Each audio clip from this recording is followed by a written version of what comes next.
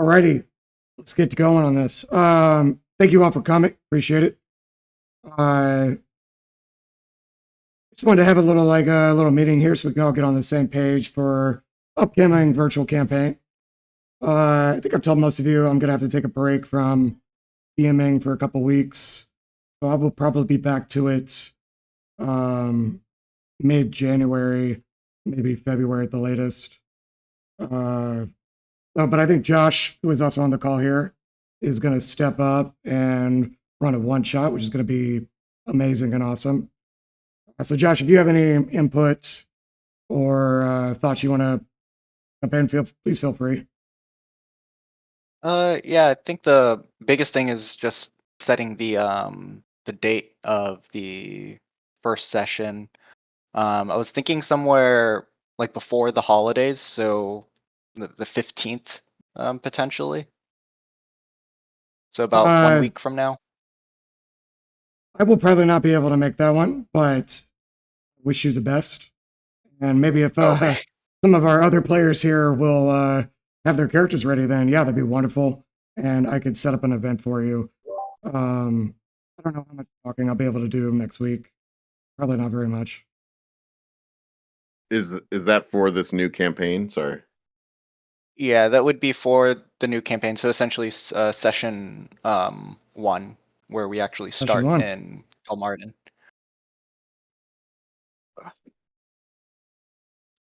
If you want to try to get together a game on the 15th, that'd be amazing. And we could talk about that maybe a little bit more at the end here.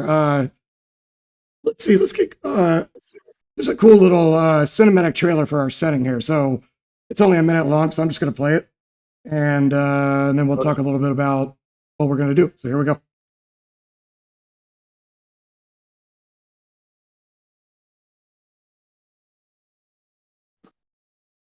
Drakkenheim is no more.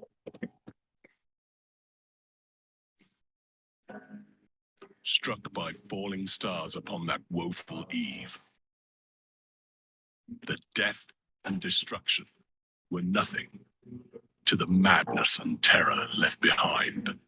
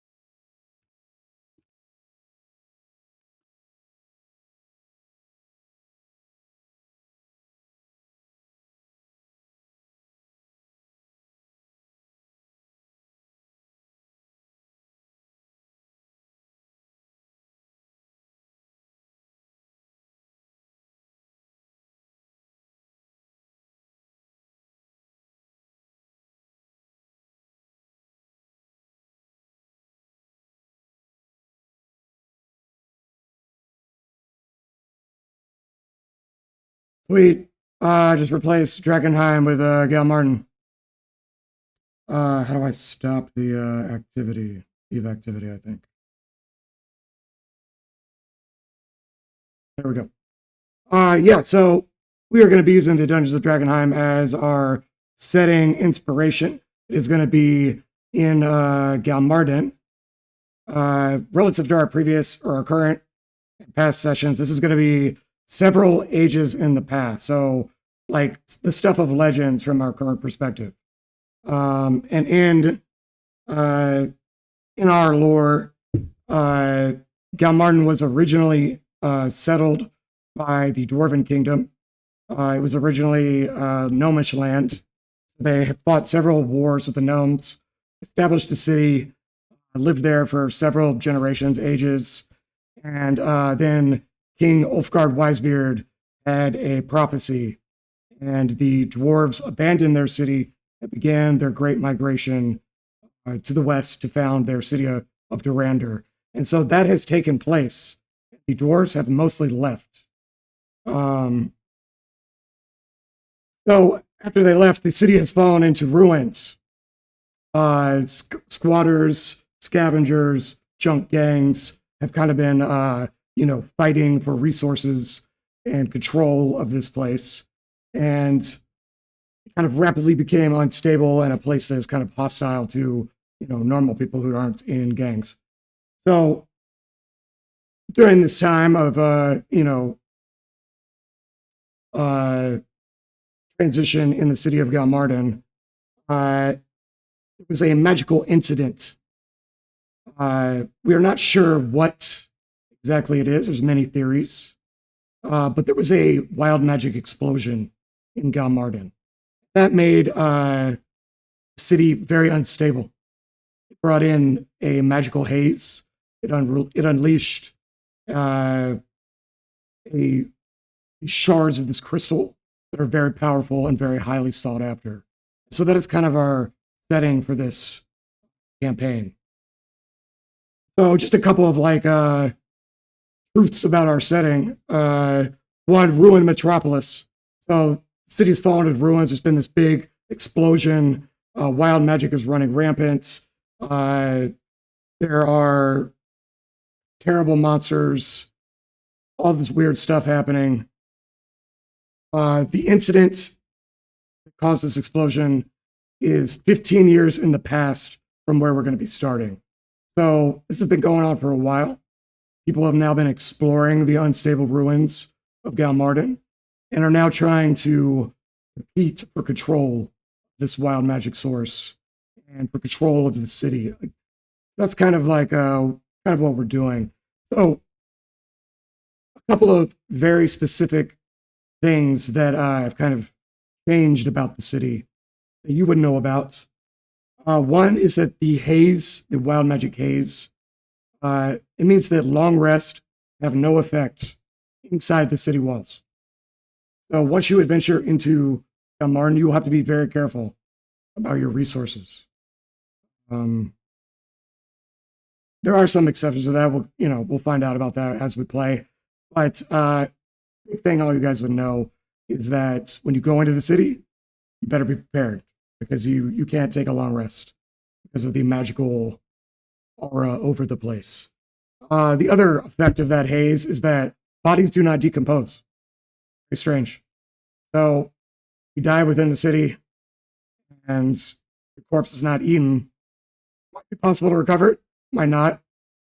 And the other thing, is most important thing, is that everybody's kind of trying to figure out where this source of magic is coming from and how they can control and profit from it. So factions are going to be a big deal in our setting. There are several competing factions, and I'm sure as we explore more, we'll come up with other ones. Maybe the players, you guys, will start your own faction to compete with them. Who knows? But just a couple of the factions that you will definitely encounter here will be the Queen's Men. So not all the dwarves migrated. Not all the dwarves believe in the prophecy of the king. Not all of them have gone along with the migration. So I don't have a name for. We'll find out as we play. But there is a queen who leads the Queen's Men, and she's dwarvish, and she's a descendant or relative of King Ulfgard Wisebeard, and she is kind of like attempting to control the city for dwarves, but it's kind of just fallen into banditry. So she's by no means a controlling faction, but one of the factions. The other one is the Followers of the Falling Fire, and this is a cult devoted to crystal shards, the delirium, and they sort of worship this power. And they have their own theories of where the incident is from and what can be done with it. Another one is maybe the Knights of the Silver Sun. And they're kind of like a general adventuring society, attempting to restore order, kind of like a competing faction with the Queen's Men, a little bit more good aligned. So people come here and join them to, if you're like good aligned, but you still kind of want to go find out about the magic and get some crystals for yourself, might join up with them.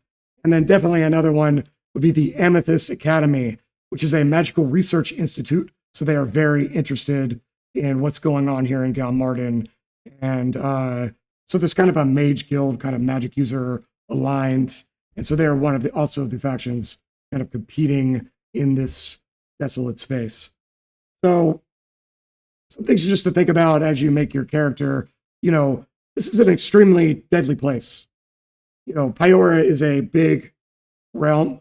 There are lots of places to go adventure. There are lots of monsters to fight. There are lots of, adventures to be had all over the realm. But one thing I want you guys to think about when you make your characters is like, what brought you to this place?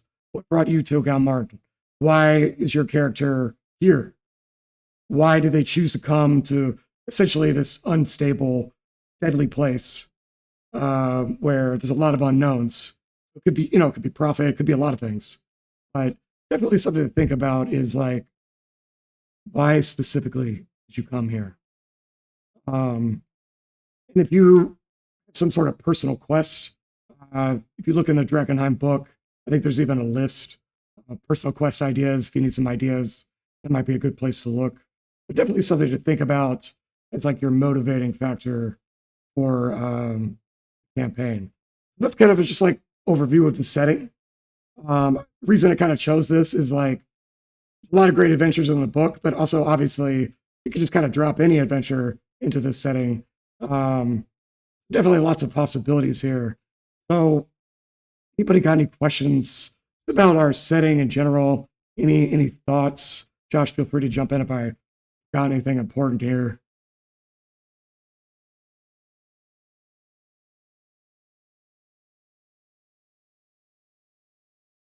Sorry, I had you So muted. is Say that again. the Not for me. Oh yeah, you covered the main points. That's everything. All the basics. Yeah. John, you for had a the question? yeah, for the so the factions that you list, are those the ones to those are the ones that are relevant from that PDF, from the Drakkenheim PDF? I'm not. Okay. I'm definitely using the book for inspiration. Um, Okay, so it's not not a one-to-one kind of. Definitely not. I think all of you guys who have played in my games before know that once we get going, I try to let you guys lead where the adventure goes, what factions are relevant. This is kind of like our starting point. So the factions I just listed here are, I think, well-known ones you would be aware of that Got are it, yeah. operating within Galmaarden, but definitely not the only ones. And if you Okay. guys have any ideas for factions, I'd love to know. Um, s- for like the sort of surrounding areas, is it sort of like fairly run of the mill like D&D stuff? Like I know you listed like a number of uh species to choose from and stuff, but to like kind of craft backstory or kind of like create the relationship to the area, it's pretty standard like run of the mill D&D stuff. Like I had a thought of doing something with giants, and giants are around, right? Like there's no like limitations on anything, is there? As far as character creation, you mean? Yeah, or character creation and backstory and whatnot. This is definitely in this period in our history of Pyora. I would say magic is not well understood. Uh, so, like in our current campaign, there's like schools of magic and all that kind of stuff. In this period of time, magic is still kind of mysterious, and so I'm definitely open to the Pyora realm being very how do I say, like unknown, like not as Mhm. so like if you have ideas for something, sure, we could find a place for it Okay. in this realm. There's lots of mystery, I guess I would say. Yeah. Okay. Uh, Got it. but we could jump straight into anybody else got any questions about setting or anything they would like to ask before we jump into characters? I guess I have a question on like administration. Like, so I'm new to this group, and I'm wondering like when you have uh like 9 people that want to play, how do you? Is it just a first come first serve? How long do you expect? Is this like were we gonna have like a consistent group of characters that the story is surrounding, and then hence like 5 core players? Like how does that work? Great question, Tom. Thanks for asking. I think for this campaign, I think we're not going to do the traditional, like, we have the same 5 people every week and it's like an ongoing thing. I think that, I think we had like a dozen people express interest, which is wonderful. And I'm going to run games. I'm going to attempt to do it bi-weekly. Josh is also going to run games in the same setting. Anybody here wants to DM a game, I would be happy to have you and help you set up. As far as how to organize, I think we should definitely have a discussion about that. I think I don't want to make it first come first serve. So how to find a balance there? I don't really know yet. We'll see. We'll see. I think we have enough people to have like a pool of players who are dungeon delving into Galmaarden. And so at first we're going to do like basically one shots and introduce the setting and get you guys to establish your characters. And then from there, I think as we get more into the story and that type of thing, then how do I explain this? Shit. Let me see. So it's like how are we going to do this? I think I will do something similar to how I do the campaign, which is that regular players have an opportunity to pre-invite. So I definitely want to incentivize people to be regular players, and I don't want to make it first come first serve. But also, I don't think it's going to be like traditional campaign where we have like the same 5 people every week. So I'm going to try to find a balance there. Does that make sense? Sorry. Yeah. So, I mean, I guess I'm more committed to the in real life games. Exactly, yeah. But the setting sounds very cool. So I wanted to see the possibility of just being maybe starting off as a flex or a fill-in waitlist type person. Exactly. I think And then how long do you think this campaign will go on? that is a good question. I don't have an answer to that. So one thing I've been thinking about, which is related to this topic, is that we have the tiers of play in D&D. And so if you scroll down on my document here, tiers of play, like levels 1 through 4, you're basically local adventurers. And so I think if your character is in that range, then we're going to be we'll have a lot of opportunities for people to jump in those levels. And so kind of as you advance through the levels, then I want the higher level players to have more say in the narrative, more direction for the story. So if you want to be a flex player, great to have you. Would love to have you. If you want to be a regular player in this campaign, then I would encourage you to be more proactive about scheduling. If you have a date that's free, I'm not the only person who could start a poll to check people's availabilities. If you have a date and you want to try to get some players together and you want to ping either myself or Josh, I think that's a great way to do it. And then as we kind of get up in levels, then I'm thinking that players can kind of be like, like for example, you played a one shot and maybe we didn't, maybe we, maybe you have something you want to go back to the city to explore. Maybe it's related to your personal quest, something or a narrative that you're interested in. Then I think you could be like, hey, DMs, I want to go back to this spot and explore this narrative more. I want to team up, do this, etc. And I'll say, great, I got an adventure for you. And so I'm kind of thinking that's kind of how we'll do the narrative thing. And then as you kind of get higher up, maybe you'll have more impact on the narrative and that type of thing. Does that make sense? Yeah, that makes a lot of sense. like a get out what you put in. Exactly. Yeah. Yeah. Okay. And definitely, some of those factions have bases in the city. So if your character is allied with those factions, maybe you want to get some people together and go into the city and do a mission for them and advance that storyline, then I think that would be great. So that's kind of how I'm thinking, is that like lower level players will kind of be exploring the city, doing dungeon delves, joining other parties. And then kind of as you get into the higher tiers, then maybe I'll be deferring more to you where the story's going to go, what adventures we're going to run, and what parts of the city we explore. And then we'll figure out something for scheduling to make that make sense, so that people have the opportunity to be regular players and also jump in whenever a person's needed. Sounds cool. Anybody else got Thanks. questions along those lines?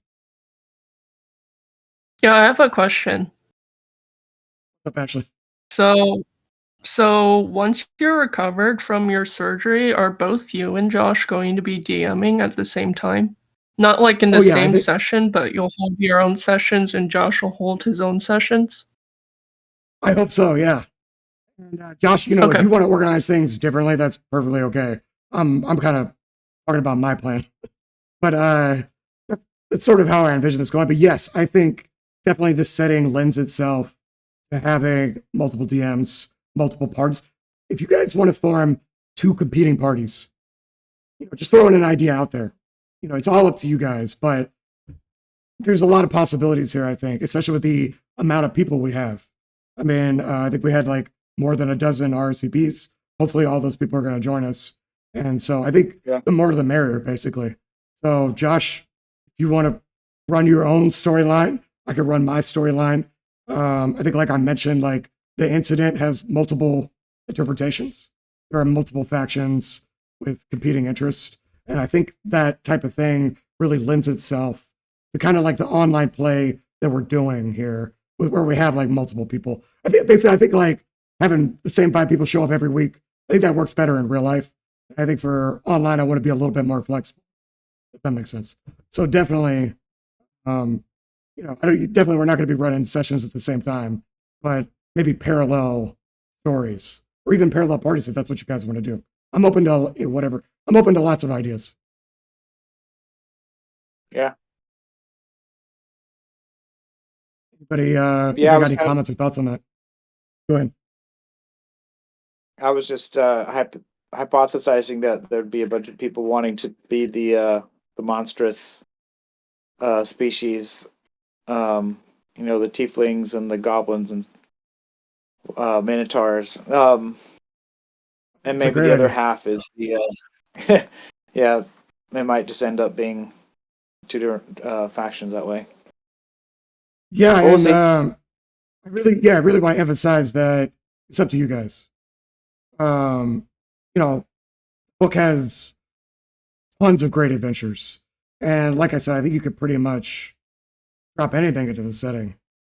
So whatever here's another thing, is that your character's backstory is an opportunity for you to tell myself and also Josh and whoever else may want the DM. That's an opportunity for you to tell us what you're interested in. And if you want to create a faction, you want to coordinate with some of the other players here, I'm 100% for that. I think that's awesome.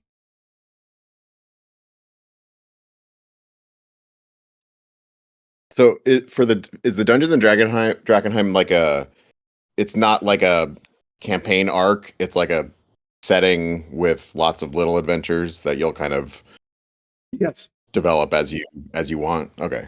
It's not a linear narrative at all. Got it. Yeah. That is one of the reasons I chose it, actually. Just my personal preference as a DM is that the books that are more focused on a setting rather than like a specific narrative, I think are much more useful to me as a DM. Just my personal opinion. Because ultimately, once we play a couple games, we end up way off the map anyways, right? Like, yeah. I've started out with a book. I've never run it as written ever. It just never worked out that way. Right. even if I intended to. So definitely the Drakkenheim book is definitely more of a setting resource with a bunch of adventures attached. Got it. Yeah. Was Drakkenheim the inspiration for Galmaarden originally, or just No, because it seems like it dovetails really well? it does. That's one of the reasons I chose it. I was like, you know what? This sounds a Yeah. lot like the Wasteland years, which we played a game of Microscope, which is like a timeline game. That's how we came up with Pyora originally, like 3 years ago. I think the people who are in the chat right now, Liz, you were there. You're the only one. So Yeah. myself, Liz, yeah. So you were there, Liz. So you remember? I think the Wasteland of Galmaarden was Matt's idea, right? I think so. I think it was Matt's idea. It wasn't my I idea. remember for sure that. Yeah, so It wasn't mine. So okay, I think Matt then process of elimination. So this is something that a player came up with, and I think a lot of things in our setting are things players came up with. I have expanded on with campaigns and adventures. So going back to what I was just saying, your character's backstory is an opportunity for you to tell me what you're interested in and where you want this campaign to go. And I'm really open to any ideas you have. Nice.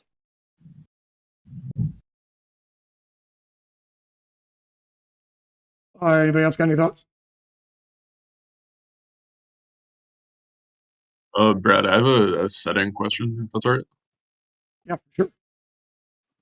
So for the junk gangs and any other groups in Galmaarden, what's like the tech level like on here? Are there like artificers and tinkerers, or is it just a bunch of like scrappers? Or All of that, yeah. I think, the dwarves abandoned Galmaarden. So there was a time period of I've been reluctant to put numbers on anything because I think down that path lies madness for me. We're gonna say a generation or two, a dwarven generation or two has passed, and so the city has fallen into ruins. And these kind of junk gangs, it started out as junk gangs, basically scavengers. This is another thing I think Matt came up with. So they have kind of established themselves. Basically, what we've got going on in Galmaarden is gang warfare. There's no central authority here. There's no law enforcement. And then the incident happened, this wild magic explosion. So now we have these junk gangs have kind of evolved to compete for now what is the most valuable resource here in Galmaarden, which is the crystal shards, which are known as delirium, because they're extremely powerful. They also cause madness. Like I said, in this period in our lore, magic is not well understood. Still pretty wild, even outside of Galmaarden and what we got going on here. Magic is still like I don't want to say new, but it's poorly understood. Does that answer your question? yeah, I think it covers it. Enough depth there. I think we'll have to explore through the campaign. Definitely, if you want to play an artificer, totally okay with me. In the Drakkenheim players book, there is also I think it's called the Alchemist. You're playing one, right? Apothecary. What's it called? Apothecary. Thank you. Sorry, wrong word. Okay. Which is kind of a twist on the wizard. Totally. Oh, yeah. Let's just go into character creation. So, source books that are allowed for character creation, the big three. So Player's Handbook, Xanathar's Guide, Tasha's Cauldron. Anything out of those books is fair game. Anything as far as class options, feats, whatever, all that stuff, fair game. Species. My opinion is that I do not like the Forgotten Realms fantasy buffet approach to species. I think having like 100 species options means that nothing is really all that special.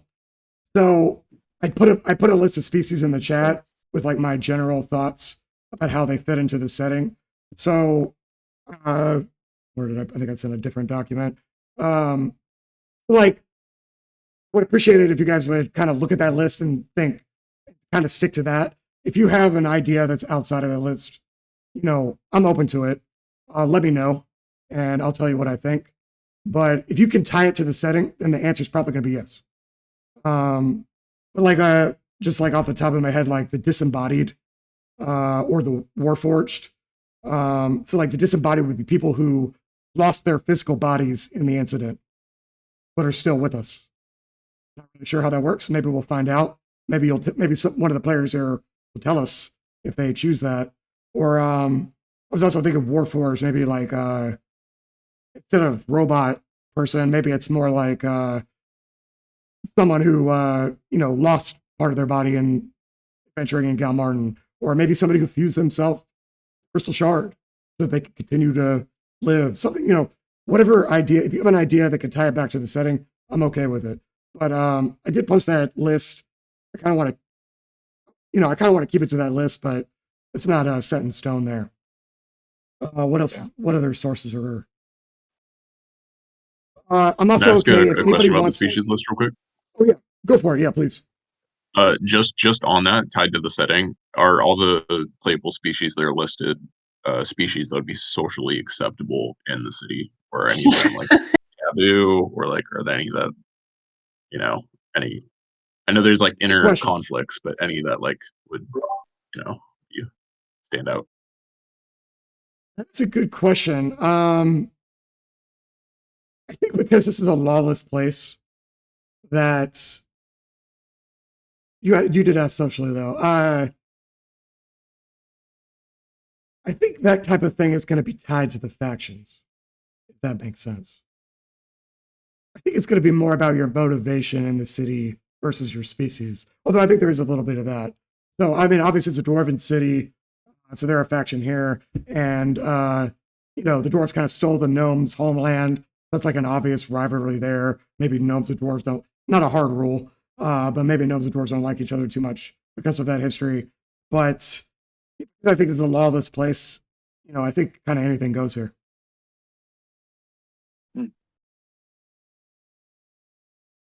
Anybody else got a question I about got a species or question source books? related to lore. Let's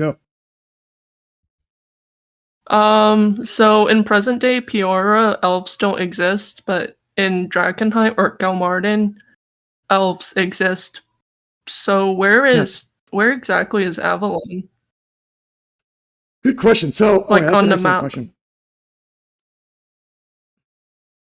That's I'm not going to answer for reasons.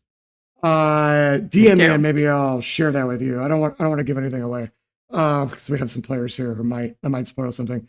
So the elves in the Galmaarden time period. So in this timeline, the city of the Dragon Empire has fallen, and it has fallen when the Dragon Emperor attacked Avalon, and the elves fought back with the help of the Dragonborn rebels. So the elves have mostly, but not entirely, left this realm. So the elves that are left are refugees of Avalon, people who got stranded and were left behind, or maybe just elves who were just living their lives outside of Avalon and just didn't have anything to do with it. So elves do exist. I would say they're pretty rare because most left. Well, we don't know where they went. Still a mystery in our lore, but we do know they are mostly gone. But they, in this time period, they still exist. Does that answer your question, Okay. Ashley? That answers my question. Sweet. Also, as far as source books goes, if you want to play a class from the Grimm Hollow books, well, I'm 90% okay with that. Run it past me first. I'm not seeing anything in the Grimm Hollow classes that I would not allow, so I don't see any reason not to allow those. So just another option if anybody wants to look outside for rule books. Any questions about the mechanical part of character creation?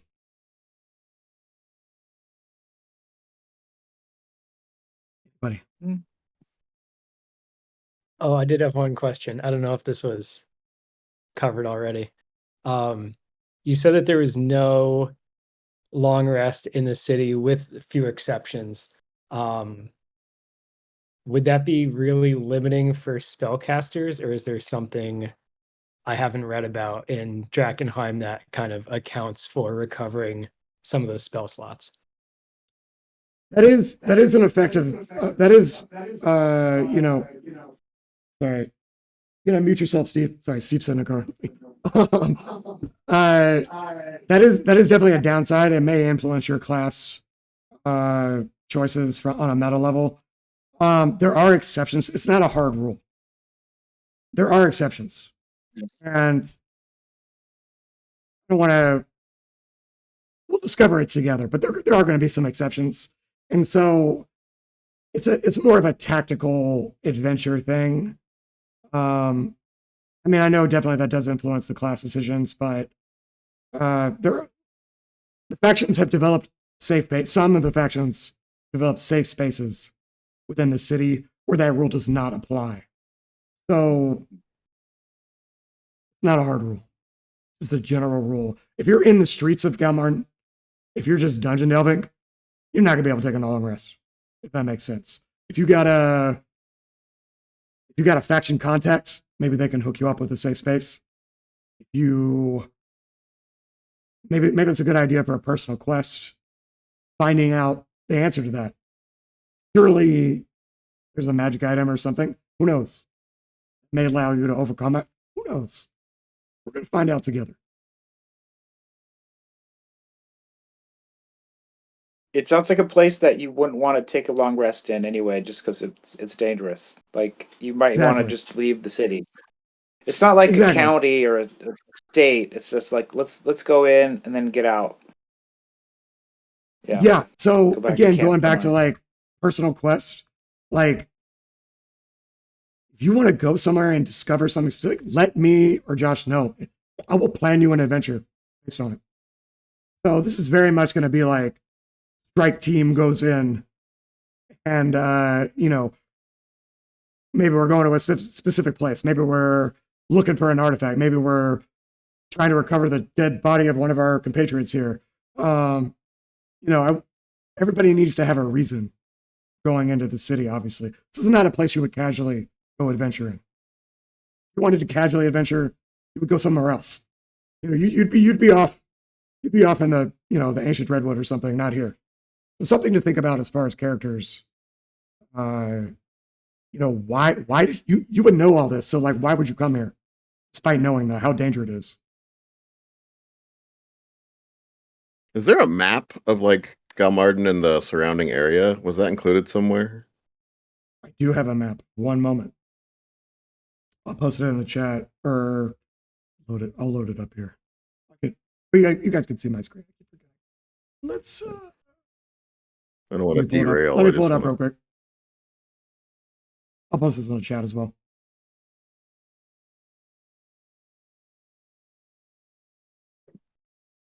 There we go.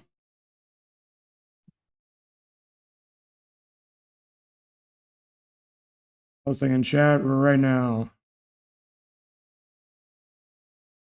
We do have a rough map. I would not take any of the annotations on this map too literally. Like I said, reason this is inspiration, not like a one-to-one copy of the campaign book. No, but definitely the castle up here in the north. That would be the former Dwarven King's castle. So that one is, I believe, don't quote me, but I believe that area will be, an area of interest for the Queen's men. So they'll kind of be operating out of that area. I believe there's the Queen's Park Garden, and there's a bunch of dwarven stuff up there around the former castle. So that's like one. The incident is the crater on the map here. So that is like the epicenter of the explosion. And then the whole city is ringed by a wall. And then there are villages. There are several gates, which I cannot remember the name. Josh, remember the names of the gates from the book? No, I don't remember the names of the gates. there's like 2 or 3 named gates, I think. So there are some like specific entry points into the city, and those are controlled by factions, which we'll get into. So again, wild magic, unstable, extremely deadly, factions competing for power and prestige, and ultimately this magical resource, these mysterious crystal shards that are causing all this chaos. Yeah, any questions about the map or anything like that?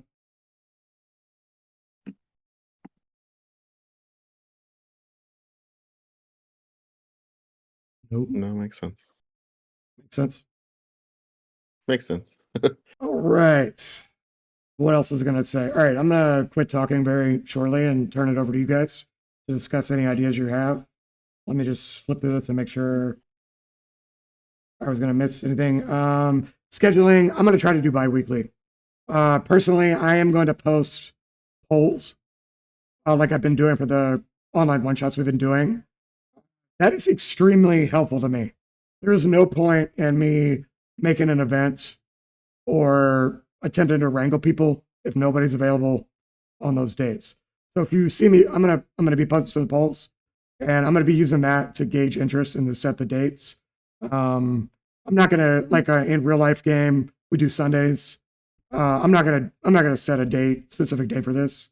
I think according to our player survey, collectively our best nights are like Friday, Saturday, Sunday, the weekends, and I think Wednesday was also like third most available date according to that. So, I'll be posting the polls. If like I was saying, if you want to be a regular player, if you want to get up to the higher tiers of play where you're more involved in the politics and the narrative, then definitely if you see me post a poll, please respond. Extremely helpful to me. Maybe Josh will do it differently, but that's definitely how I'm going to do it. So I'm going to try to do at least 2 games a month.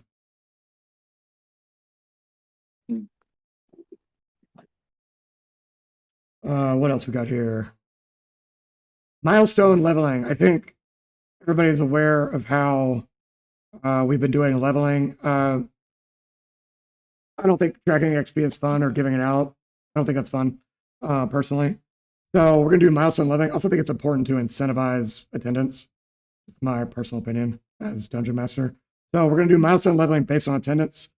So we're going to start at level 1. If you attend 1 game, you can then level up to level 2. If you are level 2 and you attend another game, you can level up to level 3. Once you reach level 3, you need to attend 3 sessions to level up beyond that. That's pretty much how I've been doing all my games, and that's how we're going to continue to do it here.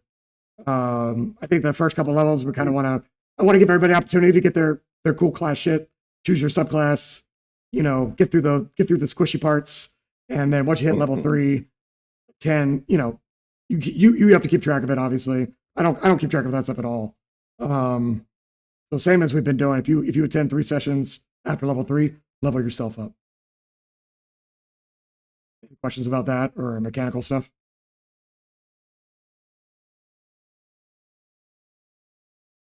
Easy. Awesome. Makes Josh, sense. you got anything you want to add before I turn it over to player ideas?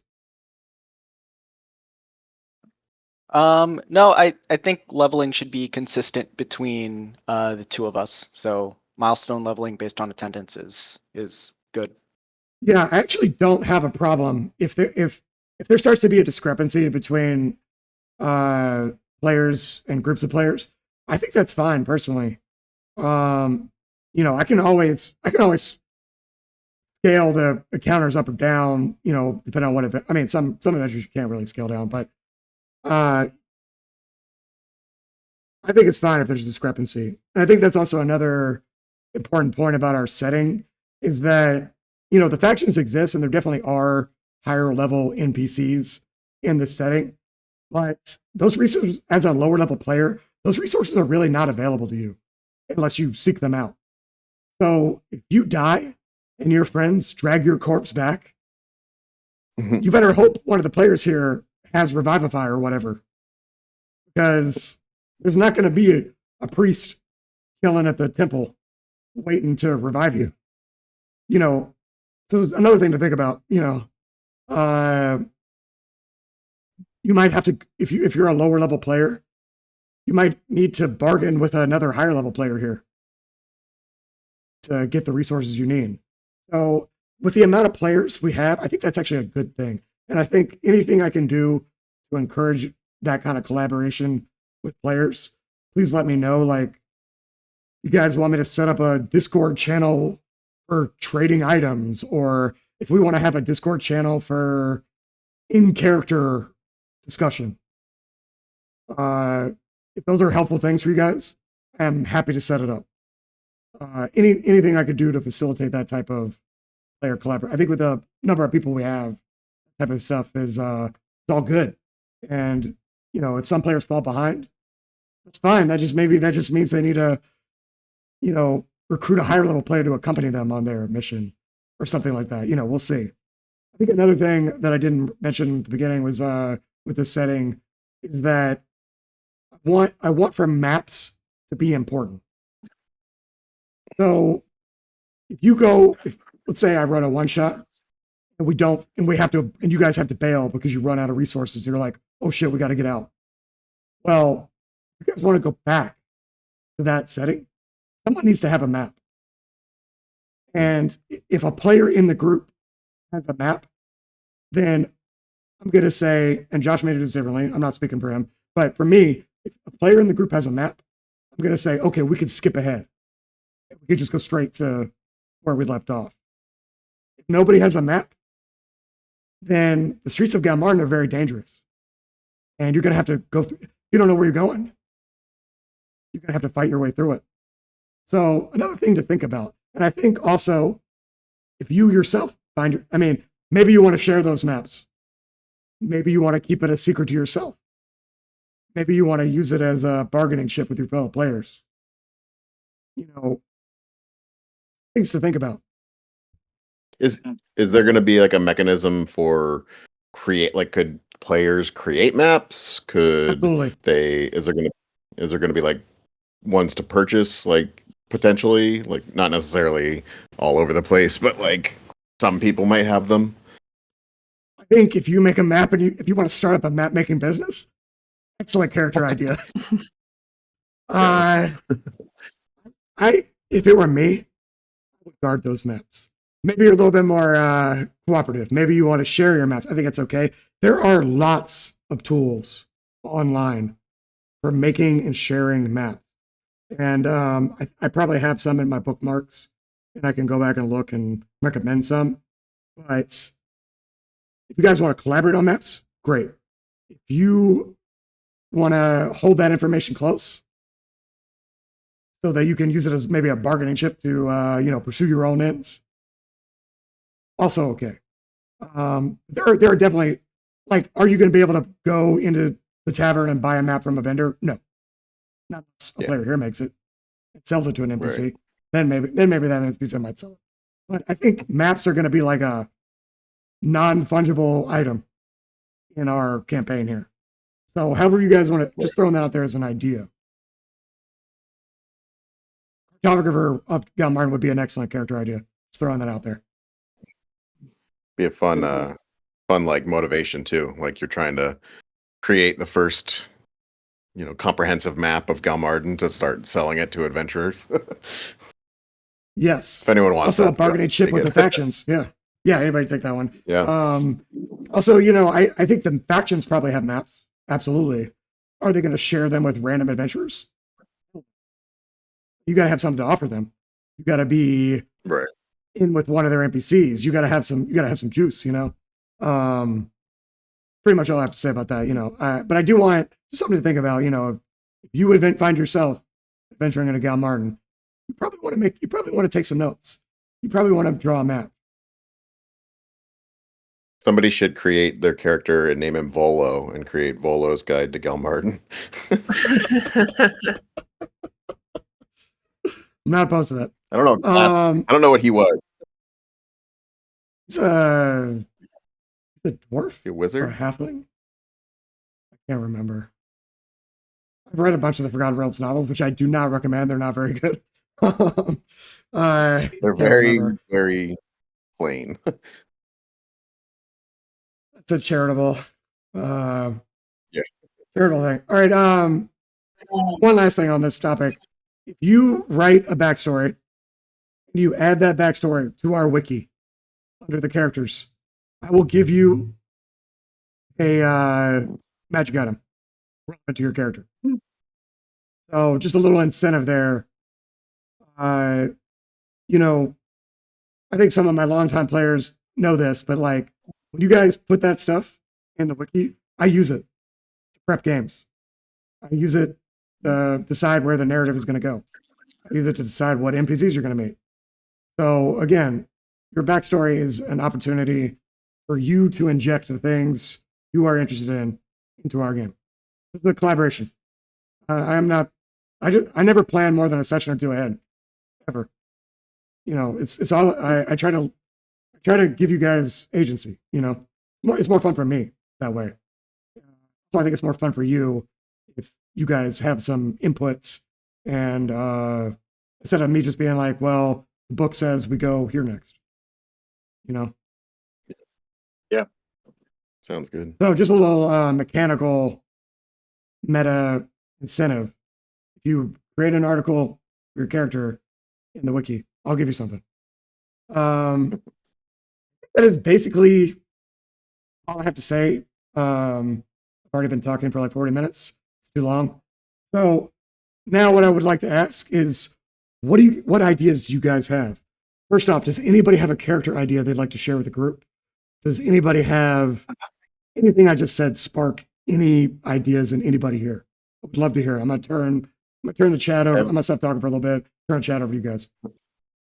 I have like 4 ideas, but I think I zeroed in on one, but some of the other ones are like, I mean, I took from the idea that the magic is a little like unstable and wild, so obviously that really meshes well with wild magic sorcerer. But an idea for like a warforged kind of just, I don't know, like waking up one day, like maybe in the city or you know nearby or something, just doesn't, you know, kind of has amnesia, like can function but you know doesn't really know much about his past or like what happened.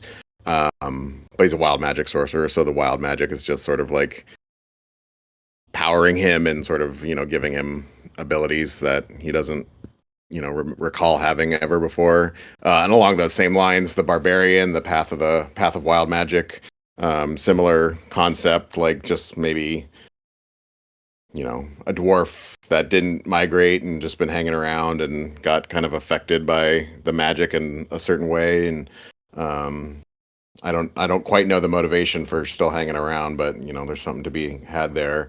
I had one other one. Oh, like another dwarf idea was like some sort of cleric, like maybe, you know, maybe forge domain, just because that meshes well with cleric, but a cleric dwarf who's sticking around trying to like, you know, restore order or like, you know, in some capacity like reassert dwarven, you know, not dominance, Dwarven that's the wrong partisan? word, but Yeah. yeah, like a dwarven presence, and maybe like cleanse the city to return it to back to its former glory. Like it's interesting too because, you know, looking at, you know, this being in the past and what we know of the future, like, you know, that probably isn't successful.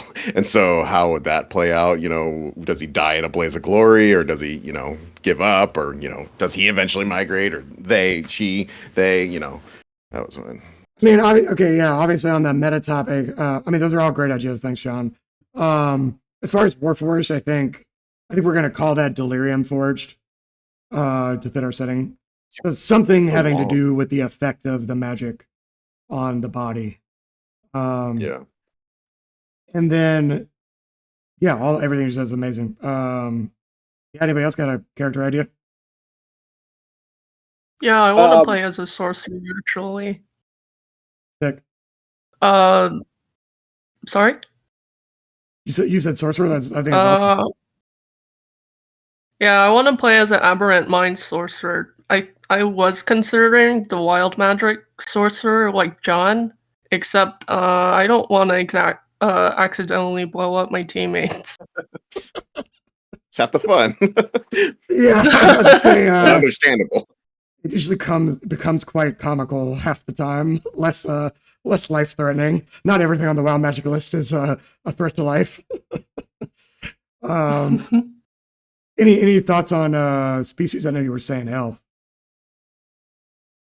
Yeah, I'm trying to decide between elf or elf marked again. Okay, sweet. Love all these ideas. Liz, I know you have an idea. You want to speak up? Yeah, I really like the apothecary class for Drakkenheim. I'm looking specifically at the pathogenist, which is kind of like a magic plague doctor almost. And in terms of backstory, I'm probably gonna go elf. I'm thinking like survivor of the Doom of Avalon, coming to Galmaarden as kind of a refugee, but also knowing that there's wild magic there, and now like wanting to study the wild magic, the effects of the wild magic on like people physically, and how that like relates to like what my character would consider like disease, like looking at like the like more disease aspect of contamination. So Awesome. kind Love, of what I got. love everything about that. Anybody Thanks. else got character ideas they would like to share? I would love to hear it. Yeah, I was just waiting to see. I was just trying to avoid the whole scenario of having like a party of clothies, and so I wanted everybody goes first. I was sort of brainstorming a backstory that could satisfy like four different. Well, it surrounds four different people, and then depending on the party, I would just pick one of them. Definitely. But yeah, I encourage you guys to discuss that in the chat if you want to coordinate party composition. Yeah, is there like, is there a tendency to need any particular role, like someone to wear the metal armor, you know, or be throw around healing word or whatever? It sounds like there's going to be sorcerers and apothecaries so far, which is cool. I think we have enough people to where I wouldn't stress out too much about party composition. And then again, another thing for when we get this going, you know, if you have a personal quest or a goal, be like, you can post, maybe I think probably I should make a in-character chat. Maybe you could post in the in-character chat and be like, here's my thing I'm doing, and I need a marshal and a caster to help me out with this. You know, maybe we could kind of incorporate that into the narrative. You know what I'm saying? To kind of take those meta things and bring them into the realm of role playing. I wouldn't stress too much about it for character creation. I mean, we got a bunch of nerds here on the chat, so of course we got a bunch of magic users. But you know, I think we have enough people in the Dungeon Church, our little community, that you know, it hasn't been a problem in our one shots, right? We've had a wide variety of characters. Yeah. What's your idea, Tom? I'd love to hear it. Oh, so like set in Durandar, I guess the first character would be like a dwarf who used to live in Galmaarden and then moved with everybody else, and then after the incident, sort of there became a need for you know, like people who had moved that wanted to find about the, you know, what happened to their relatives or whoever that remained at Galmaarden. And so this character very early on started going in and just looking for mementos or whatever, or just because he knew the town very well. And then those requests started, trickling off. And so, like 15 years later, um, some mysterious person is looking for someone to go back. And he's like, I don't know. And then, so he's thinking about it. And then his child, who's like a teenager, I thought this would be, I was interested in the Siduri. I thought it'd be interesting to have a cleric that was, worshiping like a new deity. Be kind of interesting. So this child would be semi trans, or really kind of emulating um the aesthetic of Siduri. So they overhear the conversation, and then decide to go pursue the task. And then Dad is like, "Oh no, what did he get into?" kind of thing. So it could have been either the mysterious, like the arcane person that wants to go research crystals and is looking for um, henchmen, or it could be the dad or the child. Great idea. I got one suggestion for you. I think dwarf, just off the top of my head, you don't have to use this, just throwing it out there, but dwarves, there would obviously be a lot of, the dwarves are crossing the Azure Sea to go west, right? So there's a lot of sailors, ship captains, and in our present lore, a lot of if you look up the article in the wiki for the Confederacy of Hearth ships, because those were the dwarves who were on the ships going back and forth from Durander to New Galmaarden, Right. or Old Galmaarden. So, and then eventually, a lot of those dwarves decided they'd rather not live in Durander. They'd rather be free and live on the sea or elsewhere. So not all of the dwarves have gone along with the migration. So something for you to think about. If you're going back and forth, maybe you have some tie to the logistics of the migration. Yeah. Thought. Okay. That's like the dwarf subrace, right? The with the sailing types, something like that. Yeah, we've got the I'm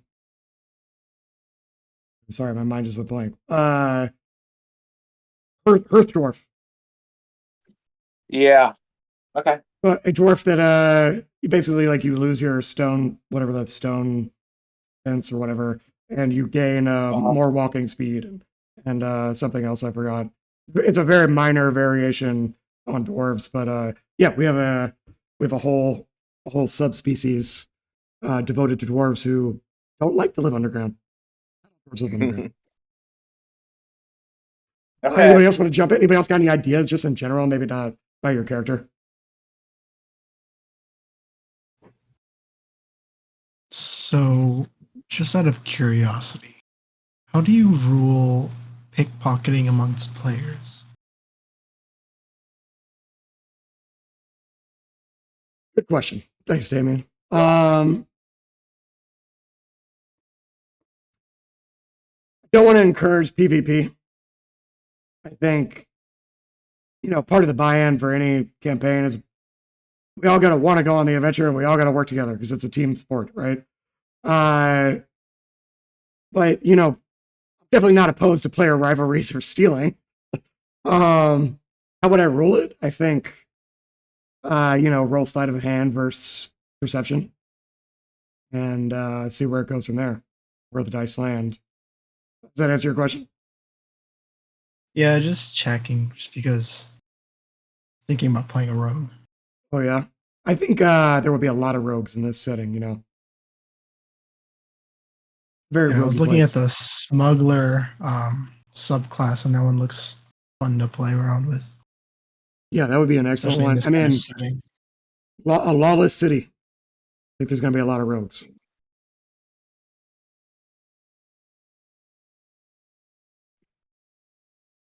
Any ideas you want to discuss? Uh, Any, not just character ideas, just anything. Personal quest ideas. I didn't know that was. I hadn't gotten to that in the PDF, so I didn't know that was a thing. But I love that idea. So Or just a gonna look at- motivation in general, but I'm pretty sure it's in that play. It's got to be in that play. If not, let me know. It's definitely in the DM book. I assume it's in the player one. I didn't actually look. But there are some great ideas there. But it could be something as simple as, somebody got lost and you're looking for them. It could be you want to seize the power for yourself, or maybe you hate one of the factions. Maybe you love one of the factions. Lots of possibilities. And when you write that up in your backstory, I will read it and go, great idea. I'm going to make a session about that. Nice.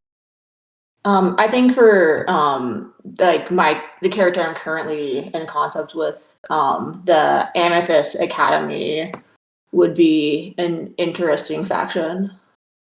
Yeah, pretty sure there is some information about the various factions in that PDF. Like I said, we're not doing a one-to-one, copy and paste from the book. But I think Queen's Men is the only one I've really changed so far. So yeah, Amethyst Academy, it's like a mage guild. And their obvious motivation is, they want the magic power. And they will ally with anyone who will help them achieve that. I believe they are one of the smaller factions. They're a little bit more exclusive. Whereas I think Silver Sun would take anybody. Queen's Men will take anybody who's a partisan in the Dwarven grievances. What was the other one? The cult. The Cults of the Falling Fire, Followers of the Falling Fire. If you're playing like a war/Delirium Forged or Disembodied, you might be interested in what they have to say. Some things to think about. I don't see anything about personal quests in the table of contents. Is it in the Grim Hollow one, or is it in the Drakkenheim one? Or it's in the Drakkenheim. It's definitely in the Drakkenheim DM book. I assumed it's in the Sebastian Crow's guide. Let me open it up and see. maybe Anybody else have any ideas for just general? How should we organize this? Is making a Discord channel for in-character talk? Is that a thing people use? You guys like that idea? Yeah, I think that's a good idea. And we're making characters in the Foundry, right? In Foundry, yes. For the other. Yeah. Yes, and we have a separate virtual table set up for this campaign. So it is galmaarden.dungeon.church. Okay, cool. So I will need either myself or Josh, not me, because I'm going to be unconscious for most of tomorrow.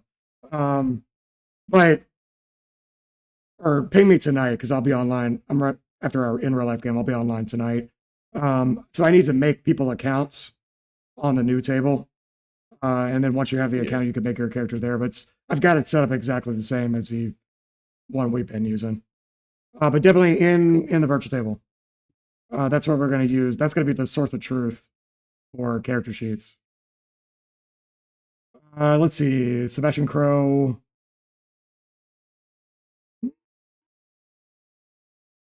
I don't think it is. This is mostly shit we don't care about. Yeah, this is their other continent setting, which we're not using. I would take those pages out of the DM book and post them for you guys. Okay. Pretty pages, like 2 pages of just like ideas for why would you be in this deadly place. Yeah. I think also one thing I'll mention, I think I am going to up deadliness level just a little bit beyond what I normally do. Not that I would ever intentionally kill a player. I mean, let the dice fall where they may, but in real life, in our long running campaign, go out of my way to kill players, but this setting might be a little more deadly. Nice. You might want to have a backup idea in your back pocket. Send your backup player to recover the body of your other character. Keeps it real, man. I think that's pretty much all I was going to cover. I have to log off soon because people are coming over to play. But, anything else you guys want to discuss before we log off? You all for coming, by the way. Actually, I do. I have something. I don't feel comfortable with people trying to steal shit from me. Yeah. It's like you for said, it's cooperative, but I don't want people rolling sleight of hands against me. It might be funny at first, but it's gonna get real old if I have stuff disappearing from my pockets. I don't think that'll be a big deal. Yeah, and I'll chip in on that one as well. For my sessions, PvP will be completely banned. Yeah, same for me. No player versus player violence. The team sport. I don't think we've ever really had players routinely stealing from each other. Maybe as circumstances called for, but I don't think it's never been a big part of the game. And if someone is being annoying about it, we'll definitely be sliding into their DMs. Obviously, I'll keep a lid on any antisocial behavior or anything that detracts from anybody's fun. And if something like that does annoy you, please slide into my DMs. Also, other thing I want to say, if there is some topic that you do that is not fun for you to hear about, obviously the vibe of our game is generally dark fantasy. If there is something you do not want to, you're not comfortable with, or it's just not fun for you, please DM me and tell me. Obviously, I think it goes without saying, absolutely no sexual violence at all of any kind. I will never put that in any game. I will never do torture. We're never going to do that. It's not fun. It's not interesting. It's not, we can have a dark fantasy campaign without explicitly role-playing the worst parts of humanity, obviously. Right. But if you are deathly afraid of spiders and you don't want arachnids, it's going to ruin the game for you, just tell me and we'll take it into account. I want everybody to have fun. I want everybody to feel safe and welcome. And we're not going to do anything that's going to ruin anybody else's fun. That's what I would say to you, Ashley. So, Damien, if you're going to play a rogue, don't be an annoying rogue, It's never been a problem. Worry. Never been a problem. Yeah. I nothing like that. I just asked to be funny about it. If you want to pickpocket someone we'll find targets in the game. I definitely won't do it unless it's something I really, really want. I think, in all the years I've been DMing, I think only once or twice have I ever had to pull a player aside and be like, knock it off. And this game will be no exception. So, my DMs are always open. If someone else is pissing you off, let me know. And, it's part of the DMing job is mediating that stuff. And, I want everybody to have fun. But definitely no player for player violence, no graphic. We're not going to get any kind of graphic stuff. Obviously, this is a game about killing things. There's going to be violence. This is a big emphasis on fantasy. Yeah. Any other questions? I think pickpocketing would be hard to make fun virtually. Like possibly you could read the room in an in-person game and make a joke out of it. But yeah, virtually seems really challenging. Yeah, I think Damon's example is extremely context dependent. The way I see DMing is my job is to make sure everybody has fun. So I'm not going to allow anything that's going to detract from anybody's fun.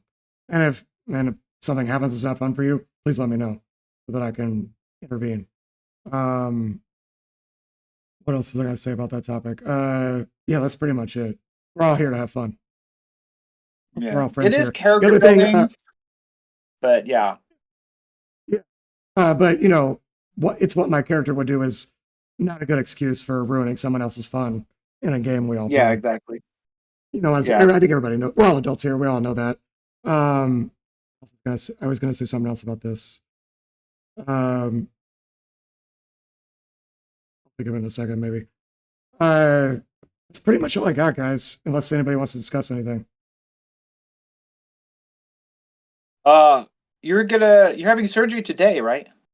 Tomorrow, Tomorrow, okay. I will not be able to talk at all for at least 2 weeks. Whoa.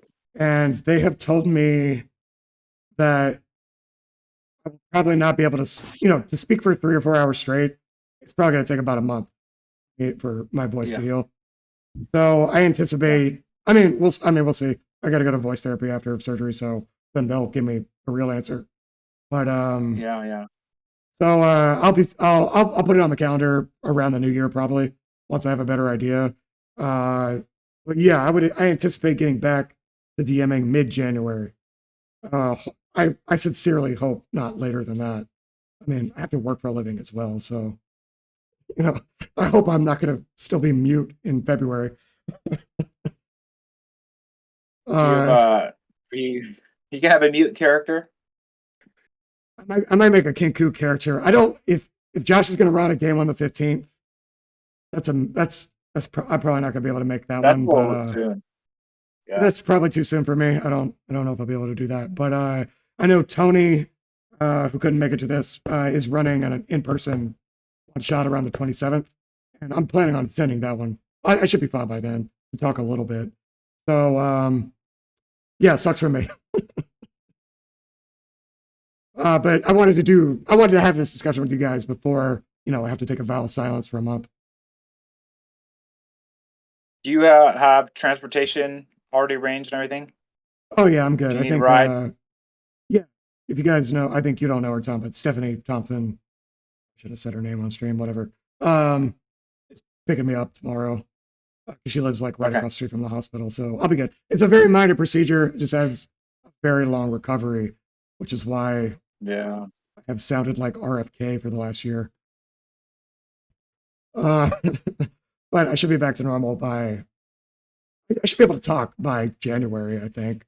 I just don't know. I won't be able to talk for 3 or 4 hours straight until probably mid-January.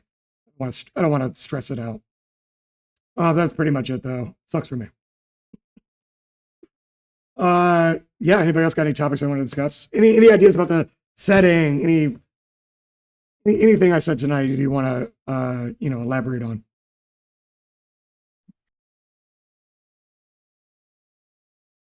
Like the setting sounds cool. I guess I just need to do my homework on the boundary setup and all that. Yeah, it's it'll take you probably a game or so to figure it out. It's not that complicated from a player perspective. He's got a lot. You added lots of really solid instructions throughout the Discord and in the lore or the there is that called again? The wiki. The lore wiki. There is an extensive document, Tom. Virtual player table info, I believe it's called. Also, I want to point out, anybody can edit the wiki, and I encourage you to do so. When I create articles there, I write like the bare minimum player knowledge. I know too much stuff, so I try to keep it real basic. If you find yourself browsing through there and you're like, oh, I know something, please edit it. If you're looking at that virtual player document, you figure out something that's helpful, add it in there. All that stuff is collaborative. Anybody can edit anything, and I encourage you to do so. It helps out everybody when we do that. It's not just a thing for me to practice crappy writing. Yeah. Okay. It's for everybody. All right, sweet guys. So I think the next step here is that I need you guys to make characters. So hit me up in the chat. I'll make you an account on the new table. Once you have made a character, I'm going to assign the Galmaarden Discord role to you. And that will let you vote in polls, join games, join the in-character chat, etc. So once you've made a character, you'll be able to do all that stuff. So a little bit of incentive to get on that. If you write your backstory up, I'll give you a magic item. So that's pretty much the next steps there. I'm very much looking forward to hearing about your characters. Josh, I'm looking forward to hearing about your adventure and hearing about what happens there. And thank you so much for DMing. And if anybody else has a desire to run a game, it'd just be one. You don't have to sign your life away forever. If you want to run a game online in Galmaarden, I would be happy to assist you. We have a secret chat for Dungeon Church organizing. Can add you to that. We can discuss all the secret DM stuff in there. And I'd be more than happy to help you out with that if anybody is interested. I want this campaign to be more open. Multiple DMs, big pool of players to draw from. You guys have friends that you think would be interested in this, please invite them to the chat. The more the merrier. Cool. Yeah. Yep. Awesome, guys. I have to log off Good. because people are coming over to play in real life. So again, look forward to seeing you guys. Start a thread in character creation, paying myself or Josh. Josh can also do it to get you set up on our brand new Galmaarden table. And if anybody has any questions about lore, needs help with the character sheet, virtual table, I'm going to have an abundance of free time in the next week. So just hit me up. I'll be around. I'll be sitting here on Discord playing video games or something. So silently. Nice. Yeah. Take All care. right, well, very much appreciate all you guys showing up for this. And we'll see you in Galmaarden. Okay.